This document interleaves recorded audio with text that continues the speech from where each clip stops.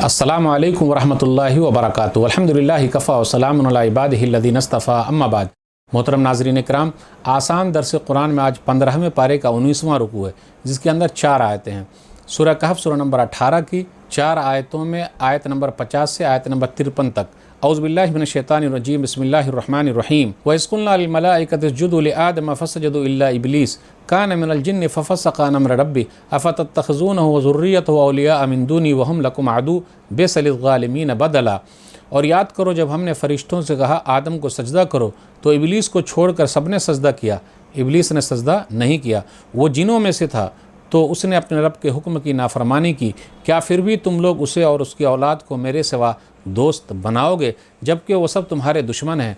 शैतान जुल्म करने वालों के लिए, इनकार करने वालों के लिए अल्लाह का बड़ा बुरा बदल है। मा अशद्तुहुम खल्क़स समावाति वल अर्ज़ि वला खल्क़ अनफुसिहिम व मा कुन्तु मुत्तख़िज़ल मुज़िल्लीन अज़ुदा।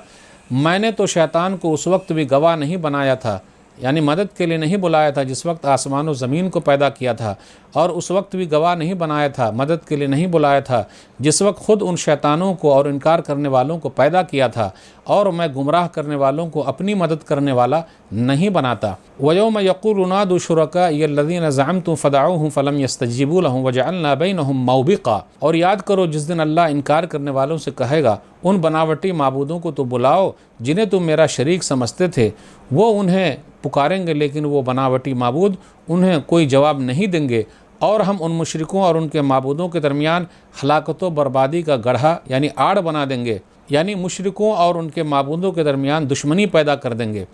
वराल मुजरिमून अन्नार फ़ज़न्नु अन्नहुम मवाक़िऊहा वलम यजदू अन्हा मसरिफ़ा। और मुजरिमीन इनकार करने वाले उस क़ियामत के दिन आग को देखेंगे तो उन्हें पक्का यकीन हो जाएगा बेशक वो इसमें गिरने वाले हैं और उससे बच निकलने का कोई रास्ता नहीं पाएंगे। नाज़रीन इकराम, आसान दर्स कुरान में 15वें पारे का 19वां रुकू है, जिसके अंदर सूरह कहफ सूरह नंबर 18 की 4 आयतें हैं 50 से 53 तक। 50 में आदम अलैहिस्सलाम और इब्लीस का वाक़या है, और ये वाक़यात कई जगह पे दोहराए गए हैं। सूरह बकरा में भी है, सूरह आराफ में भी है, फिर इसी तरीके से सूरह साद में भी है, और यहाँ हम और आप जान ही रहे सूरह कहफ में भी है।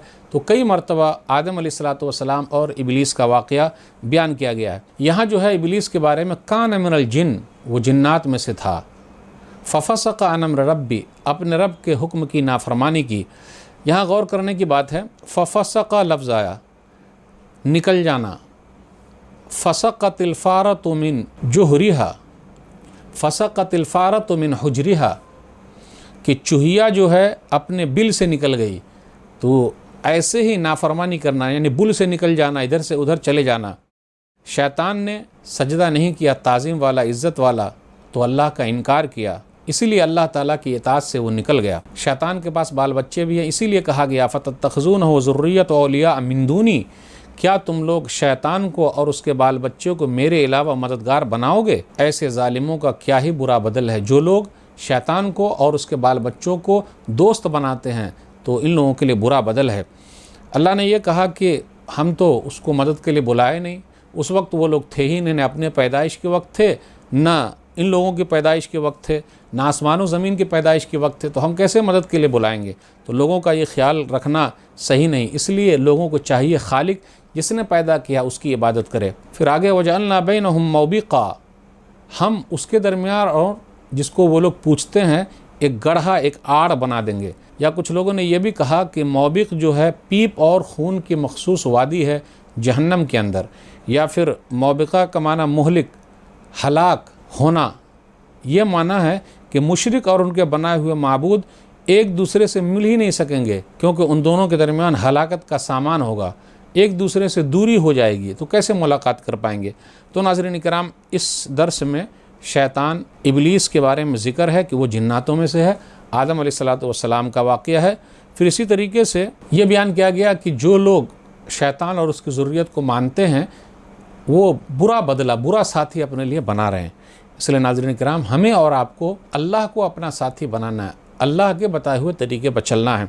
अल्लाह से दुआ है कि अल्लाह ताला हम लोग कुरान करीम को पढ़ने, पढ़ाने, समझने, समझाने, अमल करने और लोगों तक पहुँचाने की तौफीक दे। आमीन। वस्सलामु अलैकुम वरहमतुल्लाहि वबरकातुहू।